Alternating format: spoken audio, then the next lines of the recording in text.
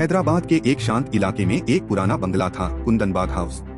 कहते हैं उस घर के भीतर कई साल पहले एक महिला और उसकी दो बेटियां रहस्यमय हालातों में मरी पाई गई थीं। पुलिस ने दरवाजा तोड़ा तो देखा तीनों के शव बिस्तर पर थे और पास ही मोमबत्तियां जल रही थीं। लेकिन पड़ोसी कहते हैं उनकी मौत के कई दिन बाद तक घर के अंदर रोशनी दिखती थी। रात को हंसी और किसी के चलने की आहट आती थी।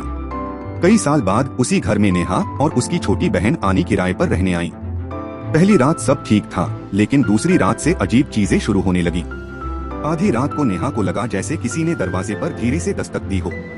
वो उठी, बाहर झांका, कोई नहीं। लेकिन गलियारे के कोने में मोमबत्ती जल रही थी, जबकि उन्होंने वो कभी जलाई ही नहीं थी। दीवार पर राख के निशान बने हुए थे, जैसे किसी ने वहाँ पूजा की हो। अगली शाम दोनों बहनें छत पर टहल रही थीं।